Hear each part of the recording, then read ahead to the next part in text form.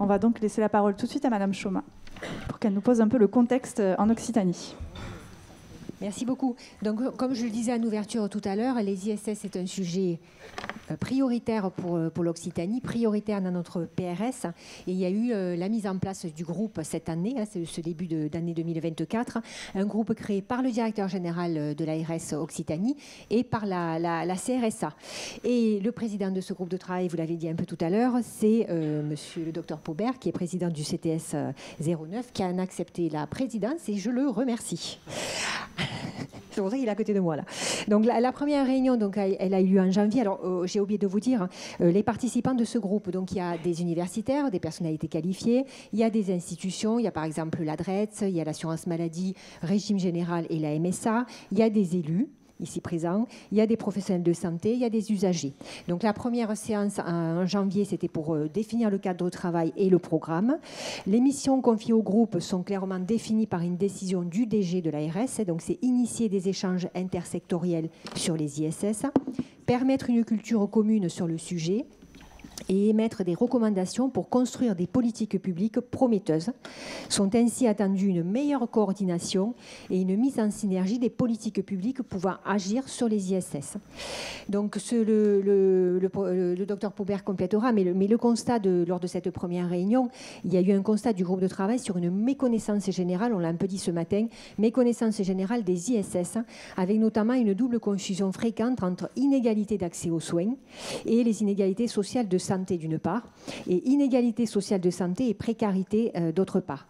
Et le groupe de travail a établi un programme de travail ambitieux. Ce programme de travail prévoit la sensibilisation des élus locaux, des professionnels de santé, les commissions de la CRSA, les membres de la CRSA aussi, et la création d'outils méthodologiques pour intégrer la problématique des ISS. Ça n'a pas été dit ce matin, j'ai failli intervenir, mais sur les élus, on a les contrats locaux de santé, qui sont un vecteur très important. Et un troisième sujet dans ce programme de travail, qui est sur le public agricole, axé sur la prévention et la prise en compte des expositions et des conditions de vie. Voilà ce que je peux dire en introduction.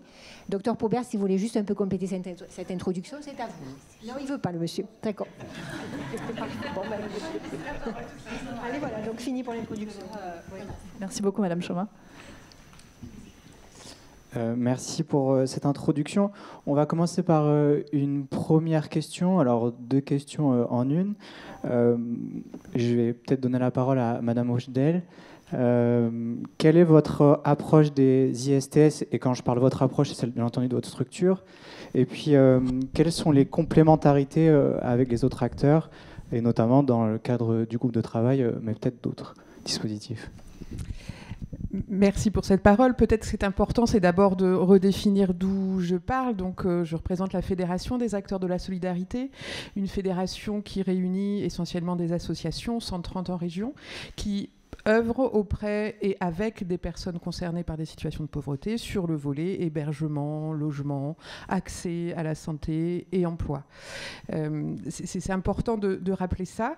Et donc nous, en tant que fédération, on l'a dit tout à l'heure, vous l'avez dit tout à l'heure, un plaidoyer fort. Et l'essence même de notre plaidoyer, c'est d'avoir une vision globale de la personne et avec la personne. Donc justement, d'éviter, puisque les personnes, elles sont là avec les travailleurs sociaux dans leur totalité.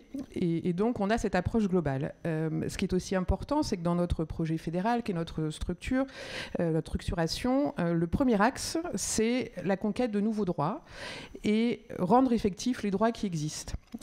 Et notamment essentiellement par la lutte contre le non-recours et tout en assurant aussi un accès aux droits communs, notamment par la santé. Donc c'est notre approche, elle est forcément globale. Nous ne sommes pas un acteur de la santé spécifique. Certains de nos adhérents ont des actions santé spécifiques, mais on a cette approche tout à fait générale. Et lutter contre le non-recours, c'est bien faire connaître et reconnaître les droits. Ça reprend un peu ce que vous disiez tout à l'heure sur les différentes notions d'empowerment. On aime bien le mot pouvoir d'agir parce que c'est très clair en français. On voit bien ce que ça veut dire. Et donc, naturellement, pour faciliter l'accès et la reconnaissance des droits, il y a la mobilisation des personnes concernées. Ce sont les premiers acteurs. En effet, ce ne sont pas des consommateurs, ce sont bien des acteurs de leur propre santé. Il y a la sensibilisation de l'environnement. Alors, on est plutôt sur le volet peut-être communautaire. Et puis la sensibilisation, le travail avec les institutions. C'est comment on peut agir sur les institutions, puisqu'il ne s'agit pas de forcément demander aux personnes concernées de participer à un système, mais bien de pouvoir faire bouger les lignes du système. Et si on veut faire bouger les lignes du système, il faut qu'on puisse chacun modifier notre mode de fonctionnement. Et pour ça, on a, nous, en tant que fédération, auprès des institutions, des actions, alors peut-être assez réduites, mais où on essaie de faire bouger les lignes. On est sur de la sensibilisation aux questions de participation globale, d'ailleurs pas uniquement dans le secteur de la santé. On le fait sur des formations, peut-être peu à l'égard des élus, parce que c'est un public, vous en parliez, qui est peut-être un peu plus difficile à capter, mais en tout cas sur des institutions, sur des professions médicales, alors plutôt intervenant dans notre chantier. Et ça, c'est la complémentarité de nos actions.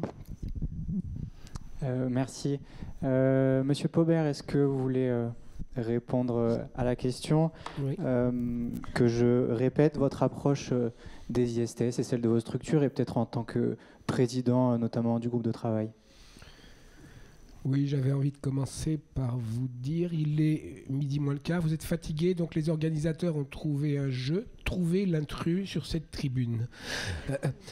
En fait, j'ai deux défauts. Le premier, je ne suis expert de rien. Je suis médecin généraliste. J'ai exercé pendant 40 ans en Ariège et je me suis intéressé au sujet des inégalités sociales de santé. Et le deuxième, monsieur Tricot ne me contredira pas, c'est pas forcément une bonne idée de confier à un médecin le soin de travailler sur les inégalités sociales de santé. De façon plus sérieuse, je suis provocateur, mais de façon plus sérieuse, non. Ma présence à la tribune, à côté de Mme Choma, c'est d'abord et avant tout l'expression d'une volonté politique. Volonté politique de la direction de l'Agence régionale de santé de poser clairement la réduction des inégalités sociales de santé comme une priorité de santé publique. C'est écrit dans le projet régional de santé. On a fait le constat qu'on avait échoué lors de précédents et c'est clairement une volonté politique. Et la deuxième, le fait de me proposer de piloter un groupe de travail au sein de la CRSA. La CRSA, c'est la Conférence régionale santé autonomie. C'est l'expression de la démocratie en santé. C'est l'expression peu ou prou de tous ceux qui, peu ou prou en Occitanie, ont à un moment donné des choses à faire, des actions sur le domaine de la santé en général. Et donc, la CRSA a créé ce groupe de travail pour montrer là aussi que c'est une priorité de santé publique. Notre objectif, dans un premier temps, il est de permettre de diffuser la connaissance. On va partir de l'a priori que beaucoup de personnes ne sont pas informées sur ce que signifient les inégalités sociales de santé. Comme le disait Mme Choma, confondent inégalités sociales de santé, précarité, accès aux soins, santé, soins, etc. Et on va partir du principe que si la connaissance est diffusée, à un moment donné, chacun pourra, à son niveau de décision, quand il débute une action, se poser la question, je réfléchis, est-ce que la décision que je prends est de nature à aggraver, améliorer ou être neutre par rapport aux inégalités sociales de santé. Déjà, c'est un début. On ira plus loin plus tard. Je remercie M. Delpierre d'être présent auprès de nous et le discours, je l'ai entendu une dizaine de fois et je l'entendrai encore et j'apprends toujours des choses et merci. Mais ce discours, il a vocation vraiment à être diffusé pour faire qu'à un moment donné, tout le monde connaisse ces sujets. Voilà. Merci, Monsieur Paubert, pour la réponse à cette question. Peut-être pour enchaîner, Cathy, si tu veux répondre sur la même question. Oui. Sur la même question. Ça va être assez rapide parce que ça va être une synthèse de tout ce qui a été dit ce matin. Promotion Santé Occitanie, alors on a changé de nom pour ceux qui n'avaient pas vu, hein, c'était l'ex-IREPS Occitanie. Donc Promotion Santé... Vous avez entendu Christine Ferron aussi parler. Le cœur de notre action, elle est bien d'agir sur les déterminants de santé pour aboutir à une réduction ou au moins participer à la réduction des inégalités sociales de santé. Donc c'est tout le cœur de notre action au quotidien. Je vais pas prendre un temps fou parce que vous nous connaissez peut-être au quotidien. Alors on a deux casquettes. On est notre entité propre en tant que promotion santé, et on conduit des actions. Et puis, on est aussi association financée notamment par l'ARS pour conduire ce que disait aussi M. Paubert, pour participer, appuyer l'ARS au déploiement de sa politique de santé avec cet objectif transversal de réduire les inégalités sociales de santé. Et comme on est présent dans les territoires, forcément, on est au quotidien avec cet objectif-là. Ce que je trouve très intéressant, c'est qu'on puisse aussi, à notre niveau en interne, poursuivre cette réflexion de dire, est-ce qu'à chaque niveau de mon action, est-ce que je suis vraiment dans les clous? Est-ce que j'ai vraiment réfléchi à faire une action participative, avec tout ce qu'a dit Christine? Je ne vais pas revenir à la promotion de la santé, c'est la fédération, c'est nous, on a les mêmes objectifs. Donc vraiment d'avoir cette vision prospective, de dire mais qu'est-ce que je suis en train de faire? Est-ce que je peux me poser la question, est-ce que je ne suis pas en train de creuser plutôt que de réduire? Et ça, c'est important que d'apporter la connaissance à tous autour de ces inégalités sociales. Et c'est comme ça, je ne répète pas tout ce qui a été dit ce matin. Voilà, merci. Merci beaucoup, Cathy. Est-ce qu'il y a quelqu'un qui veut compléter alors, je le rappelle, peut-être votre approche sur les ISTS, votre structure globalement, mais aussi la complémentarité avec les autres acteurs. Est-ce que quelqu'un veut compléter autour de la table? Oui, je veux dire un mot par rapport à ce qui vient d'être dit, puis une discussion que j'ai eue en aparté avec mon collègue. C'est, comment dire, j'ai entendu intersectionnalité, où j'ai lu sur une diapo. C'est vrai que c'est très important. Je pense que un des problèmes qu'on rencontre, c'est que il y a une partition des actions, des acteurs, des institutions, ce qui est très filiarisé. C'est-à-dire que la première chose que commence à...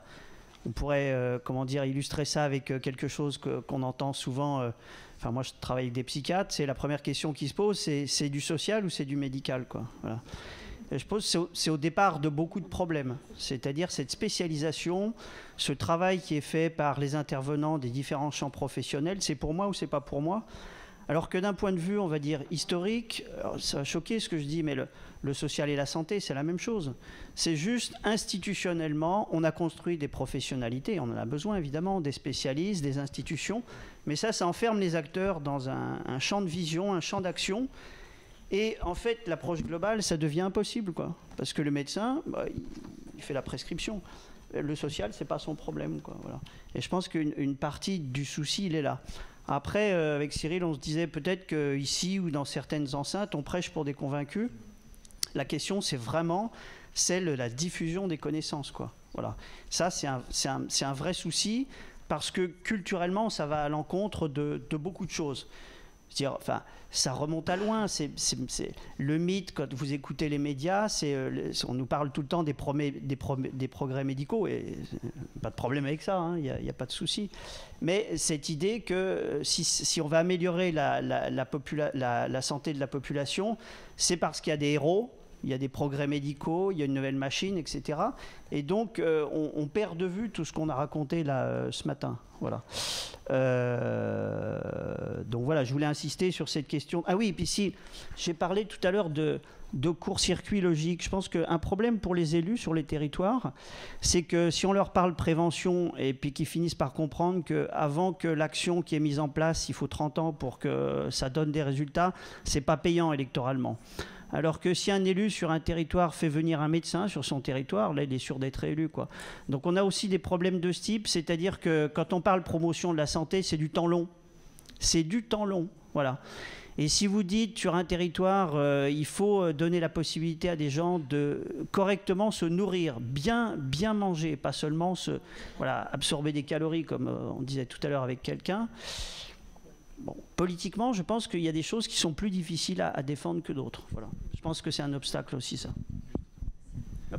Et juste un élément par rapport à votre question sur le lien avec les institutions. On a la chance en Occitanie d'avoir des liens de longue date. Alors je parle par exemple pour l'unité dont j'ai la responsabilité de travailler avec promotion santé Occitanie depuis des années, avant l'IREPS, dans le cadre de formation, dans le cadre d'actions.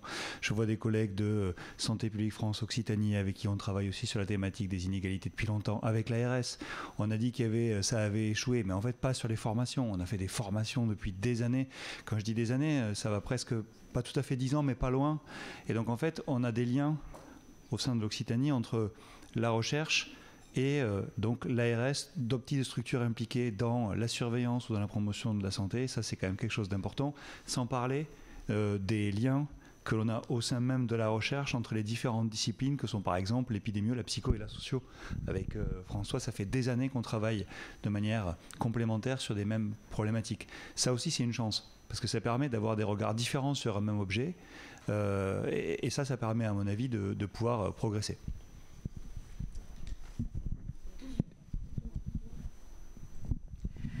Merci. Alors, peut-être 2 points par rapport à ce qui vient d'être dit. Ce qui est sûr, c'est que la volonté politique est affichée à tous les niveaux. Alors, je vais parler surtout du niveau national que je connais mieux que les arcanes régionales. Mais en tout cas, si la volonté politique est affichée, on peut interroger quand même les actes politiques qui sont posés au regard de la volonté qui est affichée. Et je voudrais prendre simplement 2 exemples. L'instauration, alors finalement qui ne donnera peut-être pas lieu à une concrétisation, mais qui a été envisagée quand même, des groupes de niveau à l'éducation nationale, alors que toutes les recherches sur le domaine montrent que ces groupes de niveau accroissent les inégalités sociales, les inégalités scolaires. On les met quand même en place, ça fait rien. Les rendez-vous de prévention aux âges clés de la vie. On dispose quand même d'un certain nombre de rapports, comme ceux du HCSP, par exemple du Haut Conseil de la Santé publique, qui montrent que ces rendez-vous présentent un risque très important de renforcement des inégalités sociales de santé, pour plein de raisons, notamment celles que ceux qui vont se rendre à ces rendez-vous sont ceux qui vont déjà régulièrement chez le médecin. Et donc on risque d'accroître, ça fait rien, on les met quand même en place, et en fait on passe très peu de temps à réfléchir sur ce qu'il faudrait mettre en place en amont et aussi en aval de ces rendez-vous pour qu'ils présentent au contraire une bonne chance de réduire les inégalités sociales de santé. Donc on voit bien là qu'il y a une problématique. On pourrait aborder aussi la problématique des programmes dits probants qui sont promus dans les actions de prévention et dont on peut s'interroger sur leur impact en termes d'inégalités sociales de santé, sauf qu'ils n'ont pas été évalués sous cet angle-là évidemment. Enfin voilà, ça pose à mon avis plein de problèmes. Donc ce premier point, il me semble important à rappeler. Et le deuxième point, là, je voudrais rebondir sur ce que disait François. En fait, par rapport à l'universalisme proportionné, il me semble que l'une des difficultés que l'on a en France aujourd'hui, c'est que c'est l'universel, en fait, qui manque de plus en plus. Tout ce qui était, je vais prendre pour exemple, tout ce qui était les prises en charge, disons, les dispositifs de santé publique universelle que sont la protection maternelle et infantile, que sont la santé scolaire, que sont la santé au travail, etc., sont méthodologiquement détricotés depuis des décennies. Et aujourd'hui, on se retrouve avec des services qui sont complètement exsangues. Donc voilà, ça c'était l'universalité, c'était l'universalisme. Et aujourd'hui, il est profondément mis à mal. Donc après, on peut parler aussi du ciblage, etc. Mais voilà, reprenons les bases et voyons qu'elles ne sont pas présentes. Donc par rapport à ça, effectivement, du plaidoyer, beaucoup de plaidoyer. Ne jamais se lasser d'aller mettre ces questions-là et ces contradictions-là sous le nez des politiques.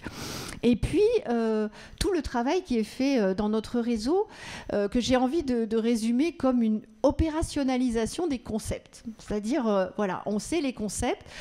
Connaître la théorie, ça n'est pas suffisant pour agir.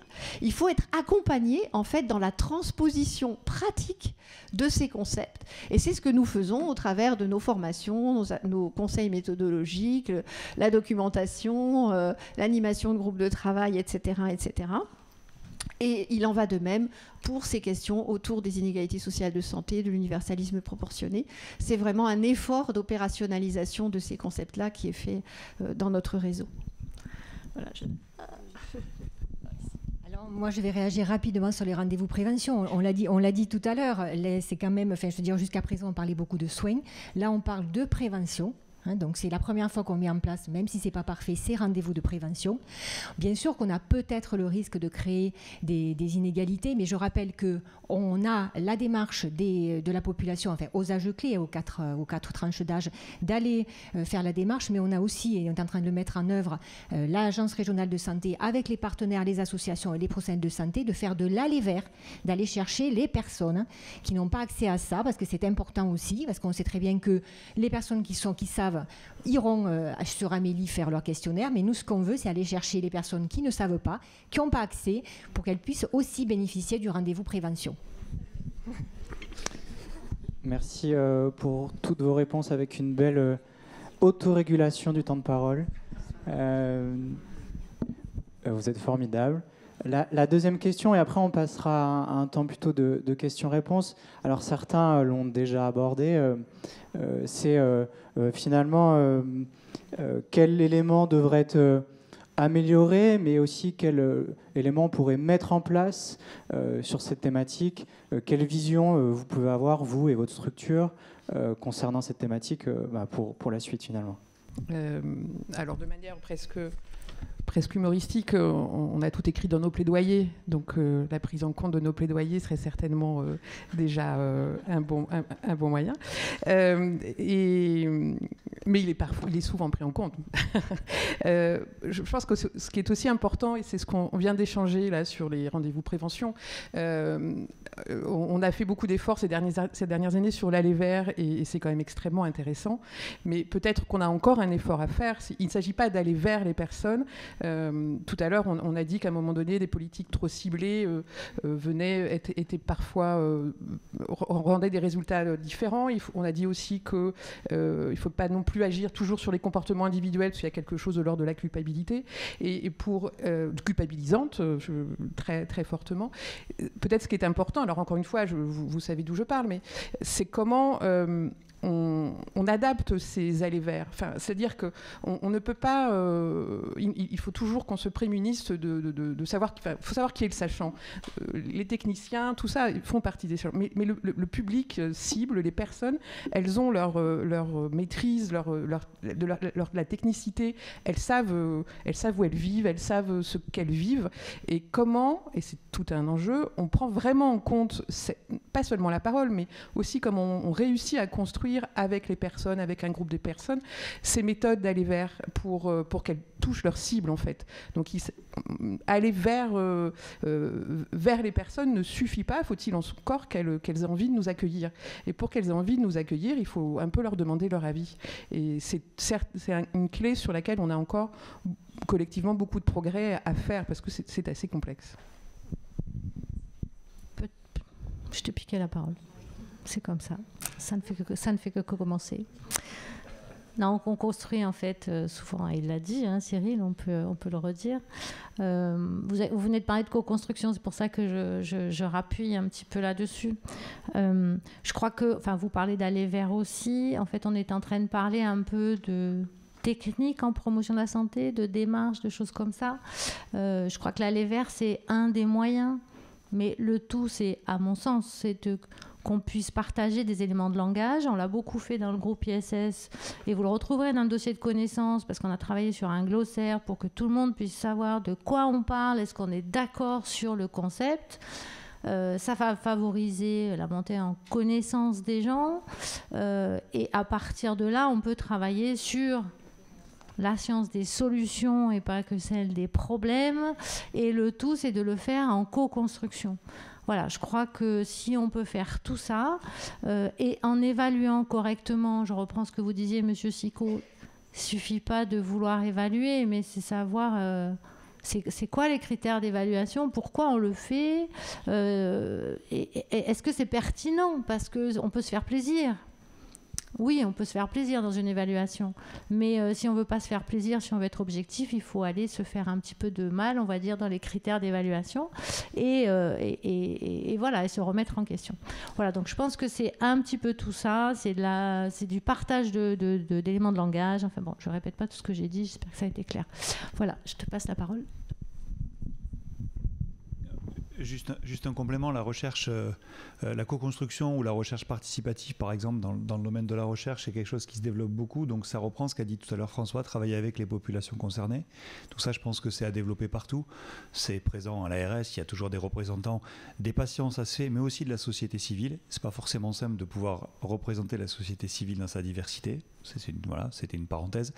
Et pour répondre directement à votre question, je pense que vraiment, la priorité pour moi, si j'avais une baguette magique, c'est ce qu'a dit Christine. Il y a des services dont l'accès devrait être universel, la PMI. Je vous ai montré, c'est pas moi, mais on a montré dans la recherche que ça commence dès le début de la vie et que c'est probablement le plus efficient, c'est certainement le plus efficient d'intervenir tôt, voire même avant. Non, mais bien sûr, tu dis même avant, mais là on va encore plus loin, tu as raison, tu dis la grossesse, mais c'est même encore avant quand on regarde les données de la recherche, mais donc d'intervenir tôt, et donc finalement on pourrait tous avoir accès à la PMI, et donc ça implique d'augmenter les moyens pour que chaque famille soit visitée par les PMI, pour qu'après ensuite il y ait un programme qui soit proposé, peut-être rien s'il y a besoin de rien, mais des programmes qui pourraient être adaptés.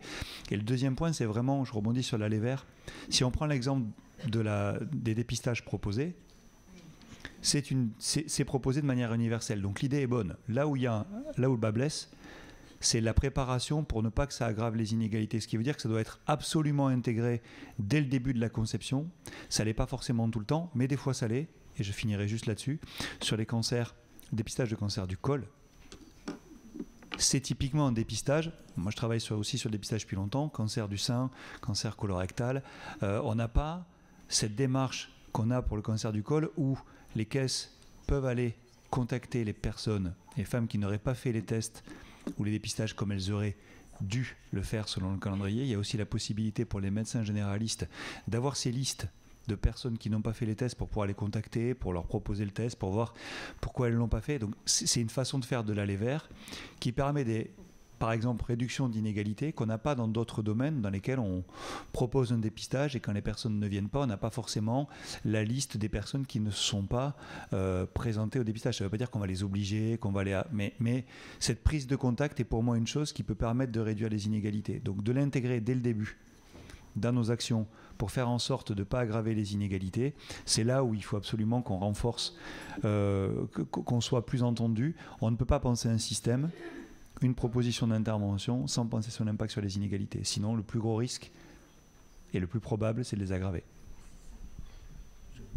Est-ce qu'on peut, sur l'aller vers, est-ce qu'on peut dire, ce serait ma position, je voulais savoir si elle était partagée, il s'agit d'aller vers des groupes aussi, des collectifs, parce que sur les territoires, il y a des collectifs, je connais un peu les QPV, ou sur les territoires ruraux, on sait qu'il y a des collectifs qui existent.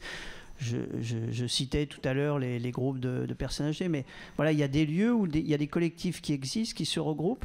Quand on va vers l'individu, on n'est pas sûr que quand il retourne dans son groupe, il transmette ce qu'il a été dit, ça soit possible, ça soit entendable, etc. Est-ce que l'aller vers, c'est pas aussi aller vers des collectifs qui existent déjà plutôt que vers des individus, quoi ? Merci, je vais profiter de ce micro pour corriger les propos que j'ai tenus. J'ai utilisé le mot échec qui était probablement trop lourd. Je vais le corriger par n'a pas atteint la totalité des objectifs attendus. Et pour moi, non, c'est très important pour moi parce que c'est d'abord respecter les personnes qui ont travaillé sur ces thématiques et je pense que mes propos étaient excessifs, donc je les corrige.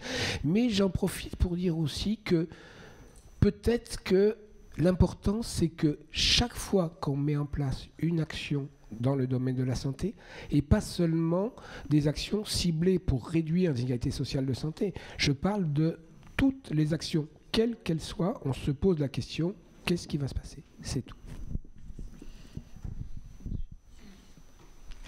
Je prends le micro.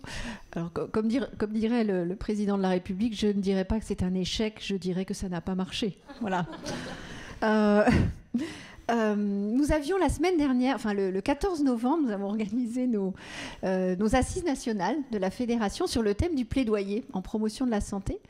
Et nous avons eu un intervenant qui est venu clôturer en fait la première journée, Paul-Loup Veille-Dubuc, qui a produit un ouvrage qu'il a intitulé L'injustice des inégalités sociales de santé.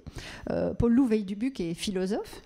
Et en fait, il nous a à la fois, disons, inspiré et interpellé dans sa façon de présenter les choses, en disant, mais au fond, les inégalités sociales de santé sont moins un problème qu'un symptôme d'un problème plus large, qui est celui de l'existence au sein de la société d'une hiérarchie des vies, et du fait que certaines vies n'auraient pas le même prix que les autres, et qu'en fait un jugement de valeur serait porté sur les vies, qui ferait qu'en fait pour une grande partie de la population et probablement une grande partie également des politiques, de ceux qui prennent des décisions, eh bien les inégalités sociales et les inégalités de santé sont en fait acceptables parce qu'elles reposent justement sur cette vision qu'il existerait une hiérarchie des vies, que certaines auraient moins de valeur que les autres.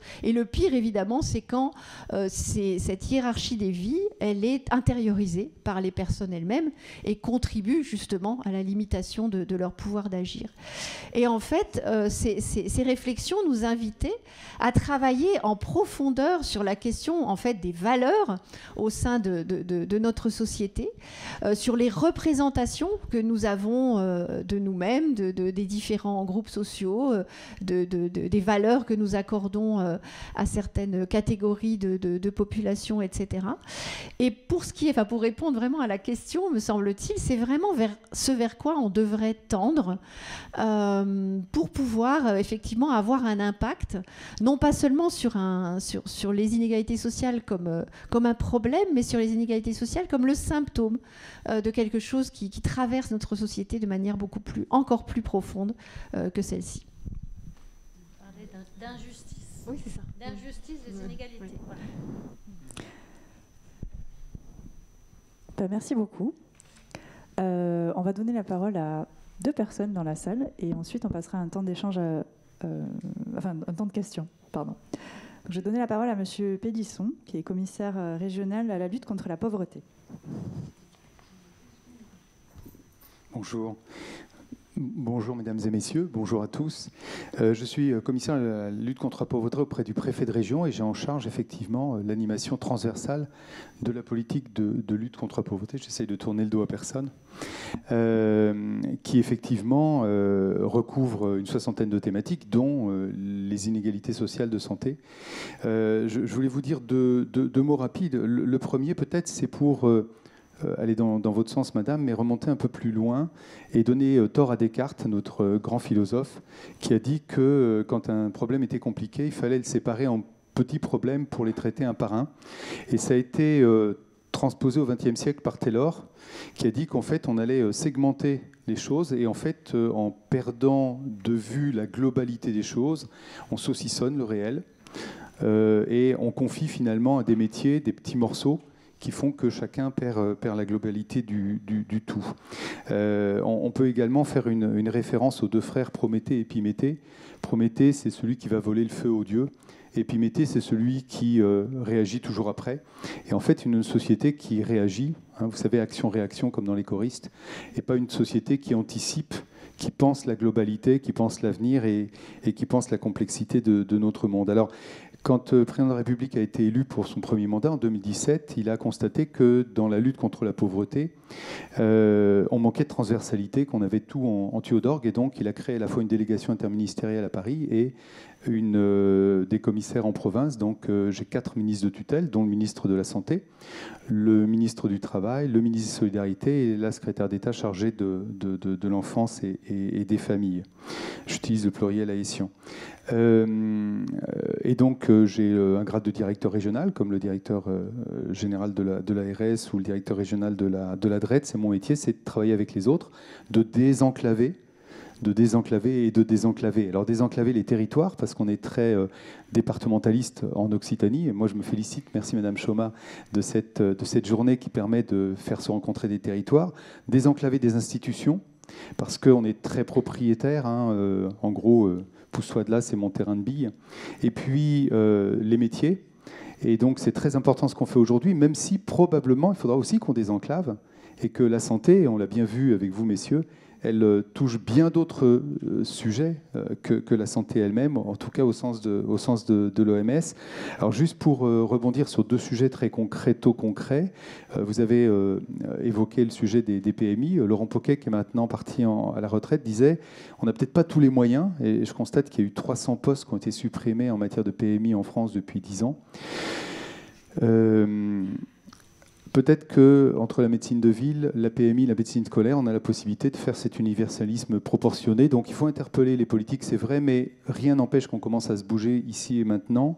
Deuxième sujet, on va avoir une réunion en janvier, on en cherche la date, Madame Choma, entre le directeur général de l'ARS, le directeur régional de l'agriculture, de l'alimentation et de la forêt, le DRAF, le directeur régional des entreprises de l'emploi, du travail et des solidarités, le DRETS et moi-même, pour essayer de créer une synergie entre les contrats locaux de santé, approche territoriale de la santé, les PAT, programmes alimentaires territoriaux, le programme Mieux manger pour tous, les contrats locaux de solidarité, parce qu'aujourd'hui, l'État a des politiques publiques qui ne se parlent pas.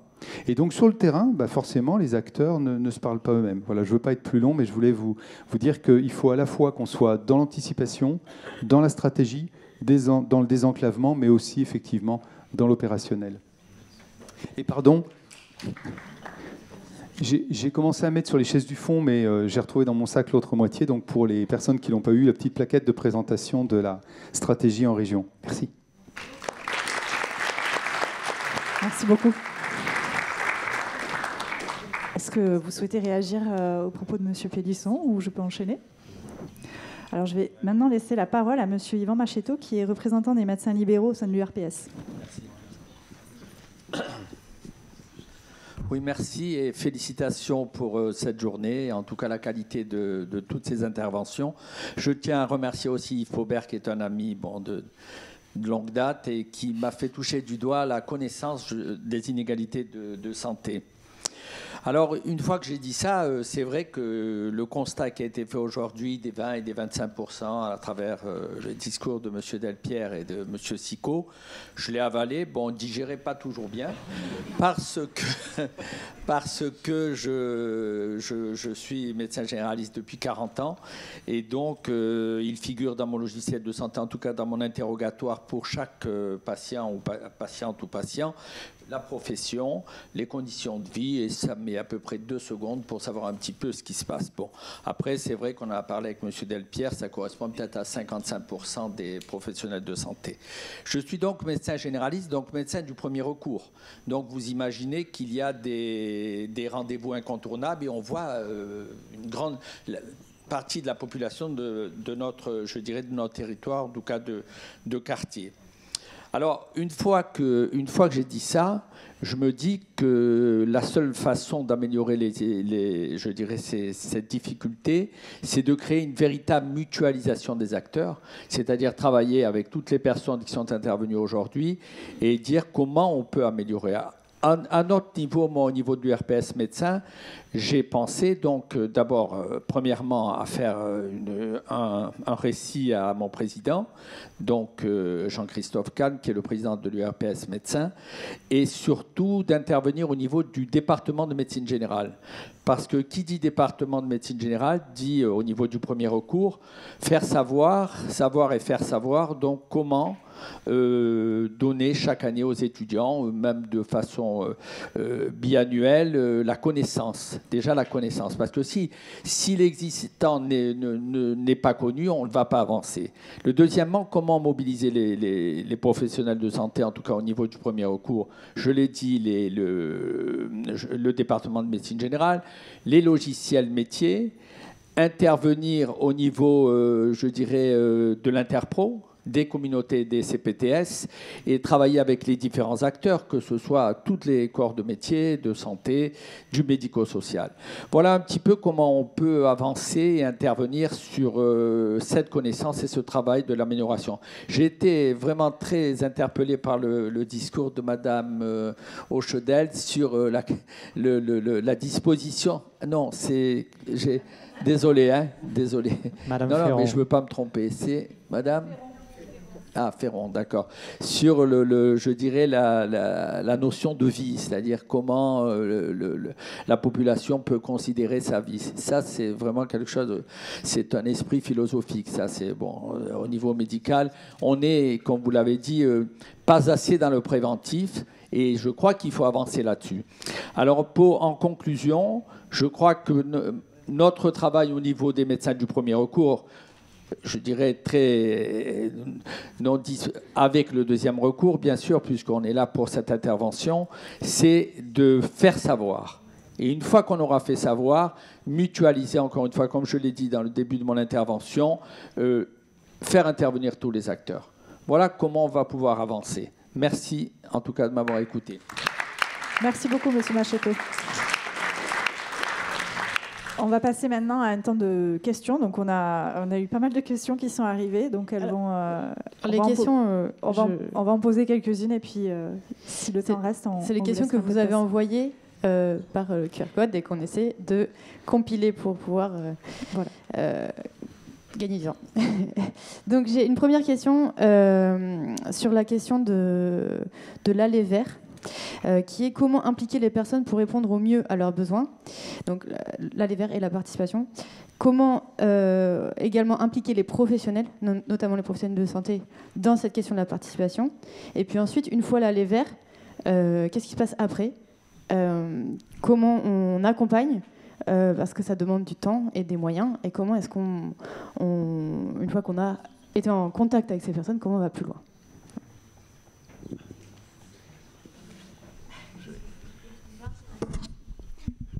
Je me lance. Je vais juste vous répondre par l'exemple d'un projet de recherche qu'on vient de commencer. On s'intéresse au dépistage des cancers, les 3, donc sein, colorectal et cancer du col, et avec une association qui s'appelle Voisins Malins, qui travaille dans les quartiers défavorisés, pour le dire simplement, de différentes villes. On travaille avec cette population pour pouvoir aller dans les quartiers, identifier des habitants de ces quartiers pour les accompagner dans la recherche qu'on souhaite mettre en place. Et ces personnes-là vont devenir elles-mêmes des acteurs pour pouvoir ensuite aller démarcher, faire du porte-à-porte dans le lieu dans lequel ils habitent pour pouvoir parler par exemple des dépistages. Donc tous les outils, toutes les questions qui seront posées seront construites avec ces habitants et ces populations dans les quartiers, de façon après à ensuite vérifier, mesurer, contrôler, évaluer que la population qui a été touchée par l'intervention a été faire ou pas des dépistages, et avec un accompagnement sur le terrain qui va perdurer, puisque ces associations, elles sont implantées dans les quartiers. Et là, je vous parle de quartiers à Marseille, de quartiers à Lyon, et donc c'est un exemple de recherche participative avec les personnes concernées, construite avec des associations de citoyens, pour pouvoir développer la pratique de dépistage dans les quartiers défavorisés. Donc pour moi, c'est un exemple de ce qu'il faudrait multiplier et étendre quand on s'intéresse par exemple à des interventions où on veut impliquer la population concernée dès le début. Et c'est pas simple, hein. On les appelle des co-chercheurs, ils n'ont pas de thèse, il y a certains collègues chercheurs qui sont un petit peu surpris de tout ça. Enfin, je rebondis sur ce que dit Cyril, puisque en Occitanie, alors nous, on est professionnels la plupart du temps en deuxième ligne, c'est-à-dire qu'on va aller accompagner les professionnels qui eux-mêmes iront au plus proche de leur public. Alors quand je dis professionnels, c'est aussi des bénévoles, des assos, des élus, etc. Pour autant, donc on voit un tas d'actions qu'on peut accompagner, nous, au niveau méthodologique, et on le voit plusieurs fois, effectivement, de pouvoir s'appuyer sur une asso qui est elle-même au plus près des publics cibles qu'on veut atteindre selon l'action, selon le déploiement de la politique qu'on souhaite. Donc j'ai l'exemple comme ça dans le Gers d'une grosse association qui s'appelle Gers Solidaire et qui fait beaucoup de choses comme ça et qui a mis en place des tiers-lieux pour pouvoir accueillir de manière délocalisée, hein, pas que sur une ville, pour faire aller le plus près possible dans les territoires les populations les plus vulnérables. Et par ce biais-là, ils sont connus pour tout ce qui est alimentation saine et durable pour les personnes les plus vulnérables, mais en même temps de déployer d'autres campagnes ou d'autres actions selon l'année. Je crois que ça, c'est important. Je dirais juste 2 choses de plus. Après, il y en a plein d'autres. Mais ce qui me semble important, ce qu'on fait, nous, au quotidien, c'est de l'animation territoriale. On se gargarise de ce terme-là. Le truc, c'est de mettre en relation les gens. Et c'est bien parce qu'on va mettre dans toutes nos techniques de travail, des groupes de travail, des journées comme aujourd'hui, où vous allez vous rencontrer, vous allez vous parler, où nous, on va vous mettre en lien les uns avec les autres, ce qui va permettre aussi, au fil de l'eau, d'aller atteindre, parce qu'on va rencontrer une MSP de Nîmes là, qui va pouvoir conduire des actions au plus près de ces acteurs, une association qui est dans un autre domaine, mais du coup tout le monde va pouvoir se parler. C'est vraiment, nous on le voit sur l'impact secondaire des groupes de travail, des formations, des journées comme celle-ci, ça fonctionne. Et nous, on a des retours en nous disant « Ah ben merci de nous avoir présenté telle ou telle personne, parce que du coup, maintenant, on fait un truc en commun. » Et ça, je veux dire, c'est réel. Je ne l'ai pas cherché, on ne l'a pas validé, il n'y a rien de fait. En tout cas, au niveau expérientiel, ça fonctionne. La deuxième chose que je voulais dire, c'est forcément auprès des élus. Je suis assez d'accord avec ce que Cyril disait tout à l'heure, encore une fois. Il faut aller toucher le maire, quoi, d'une commune à l'échelle. On l'a beaucoup vu. Moi, je pose la question au niveau des élus santé, des CLS. Ça fonctionne, mais il faut impulser. Mais c'est vrai à l'échelle d'une commune, comme ça peut être la même chose au niveau, je sais pas, d'un autre domaine, hein, d'un club sportif ou d'autres domaines, vous voyez. Parce qu'à un moment donné, il faut impulser. Et c'est du plaidoyer, on revient toujours. Et c'est l'élément de langage. Voilà, il faut qu'on se mette d'accord sur ce qu'on veut faire passer comme mot avec des mots percutants et pas conceptuels, théoriques. Alors, il y a une partie de la réponse qui sera apportée cet après-midi dans l'atelier sur la participation. Je ne dis pas ça parce que ça va être animé par un de mes collègues, mais quand même. Mais ce qui est aussi important, c'est... alors, on parle de savoir expérientiel, mais à un moment donné, quand on veut travailler avec les gens, il y a une question de méthode. Et ce n'est pas simplement... on ne peut pas on ne peut plus suffire de la question comment je fais pour toucher les gens. L'objectif, c'est quoi? C'est bien, nos actions ont une visée de changer la situation des gens. C'est l'objectif de la politique publique qu'on veut mettre en œuvre. Et est-ce que nous, on aime de voir quelqu'un qui vient nous dire comment on change notre propre vie? Il faut vraiment qu'on arrive à cette méthode permanente de se dire je ne peux pas agir avec un groupe de personnes sans que ce groupe de personnes soit acteur, parce qu'il est acteur de sa santé, parce qu'il est acteur de sa vie. Alors c'est à un certain moment une déconstruction de notre propre position, de sachant, voilà, on sait mieux parce qu'on a fait des études, mais il faut qu'on dépasse ça. Et ça, derrière, cette méthode, c'est aussi une question de formation, vous en parliez, de sensibilisation au long cours, pour qu'après ça infuse sur l'ensemble de l'élaboration de nos politiques publiques.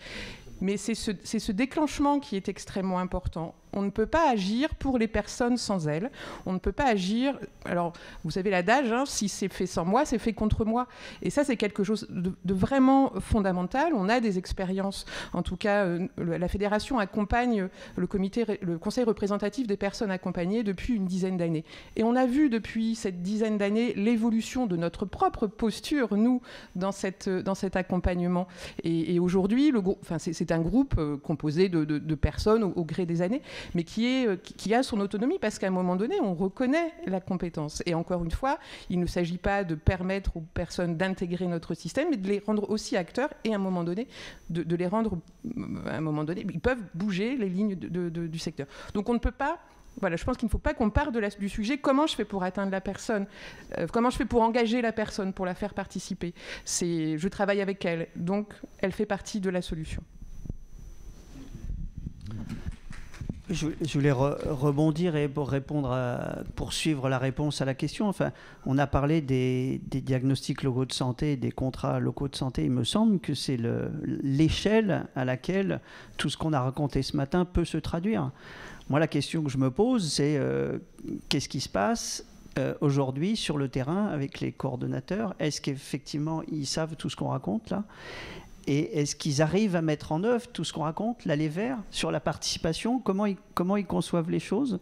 Voilà, les ISS, a priori, je crois que l'ARS s'en préoccupe, c'est-à-dire mieux prendre en compte les ISS. L'universalisme proportionné, qu'est-ce que les coordonnateurs santé en savent? Et donc voilà, je me dis que là il y a une échelle, il y a des dispositifs qui existent, qui ont une histoire derrière eux, qui sont la bonne échelle pour intervenir sur des territoires. Donc est-ce que tout ce qu'on raconte là, est-ce que c'est suffisamment diffusé, compris, et qu'est-ce qui bloque si c'est pas le cas, quoi? Voilà. Est-ce qu'on a fait une évaluation de la manière dont sont réalisés les contrats locaux de santé, quoi? Je suis désolé, j'ai déjà du travail, hein, c'est pas pour moi. Alors, sur les contrats locaux de santé, Madame Joma revient, mais en tout cas, en attendant que Évangéline arrive, tout ce que je peux vous dire, c'est que juste pour parler des contrats locaux de santé, Promotion Santé et avec l'ensemble des chargés de projet qui sont présents sur les territoires accompagnent les coordinatrices en promotion de la santé et dans toutes leurs actions. Donc les élus, via les coordos, et Évangéline va pouvoir continuer. Allez. Je t'en prie, je parle de ce qu'on fait là, et en lien avec l'ARS aussi, sur une mission régionale, et je passe la main à Évangéline. Bonjour à tous et tous. Je me félicite de ce type d'initiative. Effectivement, donc là, je suis Évangéline Bonnereau, je suis référente régionale des contrats locaux de santé, donc à l'ARS, donc basée à Montpellier. Donc aujourd'hui en Occitanie, on a une quarantaine de CLS et là présentement on a 4 coordinatrices CLS. Je crois que je les ai toutes vues. Donc ce serait bien après que vous puissiez compléter mes propos et que vous puissiez partager votre regard sur les ISTS. C'est un vrai sujet. Alors on dit que l'objectif des contrats locaux de santé, c'est de réduire les inégalités sociales de santé. Et après, quand on a dit ça, comment on fait? Nous, au niveau régional, on travaille sur une animation avec l'ensemble des coordinateurs des CLS, donc les 46 présents sur le territoire, en lien avec chaque délégation départementale des ARS. On a une réflexion notamment sur le CLS Haut-Allier, donc avec Mara Brun qui est présente et qui pourra en dire 2 mots, en lien avec Monsieur Sicot, sur le projet de diagnostic, comment on prend en compte les ISTS dans le cadre d'un diagnostic. On en a parlé ce matin. À mon niveau, au niveau de la coordination régionale, on est quand même à une étape de réflexion. Aujourd'hui, on n'a pas de recette et on co-construit ensemble. Et pour répondre à la question, qu'est-ce que les coordinateurs CLS en savent? Moi, je ne sais pas. Je pense que c'est très hétérogène selon l'expérience des coordinatrices et coordinateurs. Je pense que la vision théorique est assez partagée. Mais comment on fait concrètement? Là, on est en train de travailler, donc, grâce à Promo Santé Occitanie, sur des indicateurs pour évaluer une démarche, comment faire en sorte que la démarche CLS puisse contribuer à la réduction des ISTS. Donc, encore une fois, une étape de réflexion et de co-construction avec les acteurs présents aujourd'hui. Voilà ce que je peux en dire. Mais en tout cas, je suis ravie que ce soit dit. Alors, en tout cas, ce qui est important, je suis contente quand on dit que c'est la bonne échelle. Ça, j'en suis persuadée. C'est-à-dire que moi, je n'ai pas de certitude et je n'ai pas de solution, moi, à mon niveau.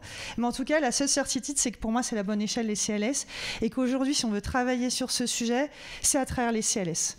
Et décloisonner, travailler avec l'ensemble des institutions et de dire que finalement, en fait, quand on veut travailler sur la santé, il faut travailler au niveau social.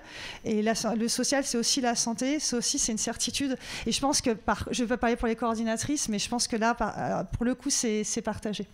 Voilà. Merci. Une dernière question. Pardon. Peut-être les coordinatrices veulent prendre la parole parce que je travaille à l'ARS et je ne suis pas coordinatrice CLS. Donc, j'invite... En fait, c'est un sujet qu'on va quand même aborder cet après-midi dans les ateliers, la question des CLS. Donc, on va juste prendre une dernière question et puis après, on va s'arrêter là pour aller manger. Parce que ça aussi, c'est quand même important. Donc voilà, une dernière question. Aurore, s'il te plaît. Oui, vous pourrez poursuivre les échanges en mangeant. Et je ne pourrais pas du coup, poser toutes les questions, mais on les garde aux questions et on va y répondre a posteriori. Mais une question en lien, c'est par rapport au groupe de travail ISS. Est-ce que justement il a commencé à évoquer l'évolution des évaluations pour qu'elles soient capables d'interroger les ISTS?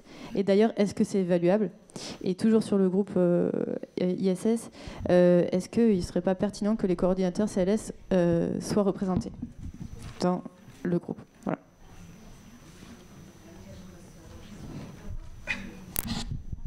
Excusez-moi, je vais commencer par la composition. La composition, je vous l'ai donnée un petit peu. La composition, elle est évolutive en fonction du travail du groupe et des questions qu'on se pose. Donc, à étudier, oui. À condition que le président soit d'accord. Le président est d'accord sur tout.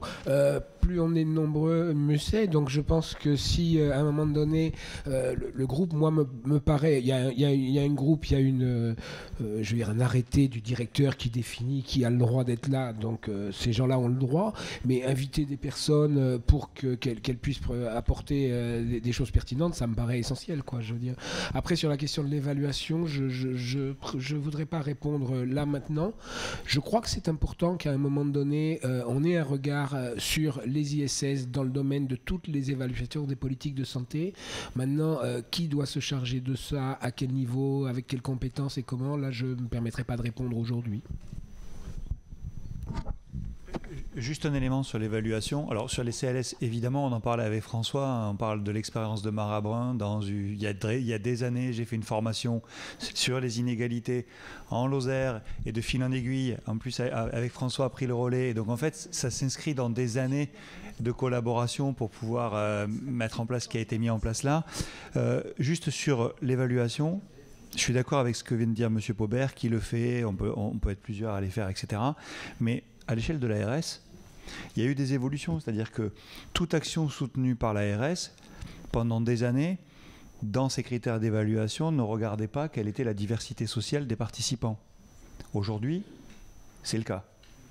On a discuté il y a des années, là encore, sur quel type d'outils on pouvait utiliser quand on évalue, par exemple, le programme d'éducation thérapeutique pour la prise en charge du diabète. On pouvait s'arrêter au nombre de participants à ces ateliers. Aujourd'hui, on va aussi essayer de caractériser socialement les participants. Donc, en fait, c'est un premier pas, mais ça n'existait pas avant, et c'est des choses qui sont en train de se mettre en place. Et moi, je pense que ça va dans le bon sens. Vraiment. Alors, vous parlez presque à ma place. Mais oui, ce que je voulais dire, c'est ça. C'est que, bon, je ne sais pas répondre spécifiquement à la question, mais on a commencé à changer nos modalités de travail. On a M. Bess qui est arrivé, qui est un chargé de mission prévention auprès du directeur général, justement, pour nous aider à travailler mieux sur l'évaluation. Quels critères, quels indicateurs. Donc, c'est un travail qui est en cours. Merci. Merci beaucoup. Je vais donner la dernière prise de parole à Madame Nivert-Boudou, directrice régionale d'Addiction France. Et on conclura cette table ronde sur ces propos. Alors, moi, j'ai écouté attentivement. Bonjour à toutes et à tous. Alors, c'est au nom d'Addiction France et puis de femmes aussi engagées dans différentes structures de l'économie sociale et solidaire. Donc, j'ai entendu parler de GERS solidaire. Bon, l'idée de mes propos, c'est plutôt d'essayer de prendre un peu de hauteur et de voir des passerelles et d'ouvrir, alors soit faire le pas de côté, soit ouvrir nos chakras, comme on veut en général. Déjà, moi, je rejoins alors juste Addiction France, une vieille dame qui a été fondée par deux scientifiques, et M. Pasteur et Claude Bernard. Donc, on a fêté nos 150 ans. Donc, on est en effet sur le volet de changer le regard des addictions et d'avoir une approche à 360 à partir de programmes probants / prometteurs. Ça aussi, c'est quelque chose à creuser. J'ai entendu ça tout au long de la matinée. On a parlé de levier de la socialisation primaire, secondaire, différents lieux, que ce soit l'école, que ce soit le milieu de l'entreprise, où en effet, c'est un moyen aussi d'aller vers et de grouper et d'aller toucher des différents publics. Quand on parlait de de mise en agenda et d'évaluation des politiques publiques, en effet, en amont, en aval. Moi, je rejoins les propos où il y a vraiment des évolutions aussi des politiques publiques. Alors, on voit un côté interministériel, voilà, où ça y est, on commence à travailler en différents ministères. Il y a, moi, j'en atteste, puisqu'on a pu signer un premier CEPOM avec l'ARS, mais à partir d'indicateurs, d'évaluation aussi, qui vont être et en lien avec toutes les données de Santé publique France. Mais par contre, là où je souhaiterais en effet qu'on puisse faire le pas de côté, c'est la place, mais c'est mieux en le disant, de nos publics. Alors on parlait entre le social et la santé, il y a le médico-social, dont je fais partie, Addiction France, donc qui est une approche aussi où on est sur une approche pluridisciplinaire et au regard des personnes que nous accompagnons, et la notion de médiateur santé-pair, du coup, où les gens que nous accompagnons, via de la formation par contre, parce que en effet, on est des fois sur des personnes qui ont eu des parcours de conduite addictive depuis des années et qui sont stabilisées, peu ou prou, mais du coup qui suivent des parcours du coup de formation pour être aussi pairs et pairs vis-à-vis de leur groupe. Donc ça, c'est vraiment un levier. Alors, le pas de côté, c'est, on parlait en effet, les contrats locaux de santé, donc la mairie, j'ai bien entendu ce noyau-là. Donc, moi, je me dis, il y a l'Association des maires de France. Alors là, on a vu l'actualité, bon, c'est peut-être pas là le moment de... Mais il y a le RTES, je ne sais pas si vous connaissez, le réseau des territoires des élus de l'économie sociale et solidaire, dont gère cette initiative, puisque ça a été porté par la Comcom. Voilà, donc c'est des élus qui sont déjà plus sensibilisés, je dirais, à toutes ces thématiques-là, et qui peut être avec l'agence régionale aussi des régions, sauf que c'est une compétence qui n'est plus au niveau de la région. Donc moi, je pense que tous ces réseaux-là d'acteurs, mais y compris au niveau d'instances. Alors certes, la région n'a plus la compétence, mais le CSER peut se saisir d'autosaisine sur ces questions-là. Voilà, juste un petit peu comme ça, à chaud. Juste sur le périmètre. Oui. Dernière intervention, Évangéline. Tu as la primeur. Vas-y. Je me fais venir maintenant. Ouais. Juste la question du périmètre, on parlait de la mairie. Au niveau des contrats locaux de santé, la majorité des contrats locaux de santé, on est à l'échelle de l'intercommunalité. Et effectivement, il faut le redire, les présidents des intercommunalités, c'est voilà, l'élu à cibler, les associations d'élus, santé publique et territoire, enfin voilà, toutes les associations de santé, d'élus qui travaillent sur la santé, les associations d'élus tout court. Voilà, on ne pourra pas faire sans eux.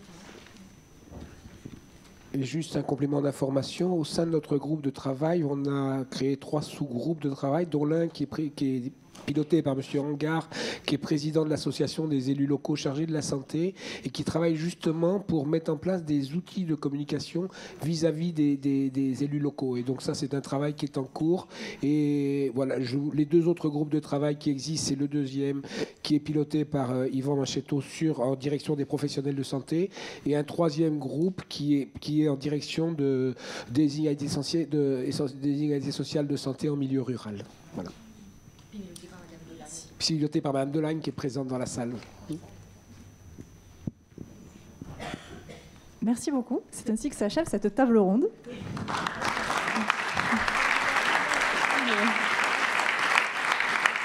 Il y avait besoin, et à mon avis, il y a encore besoin.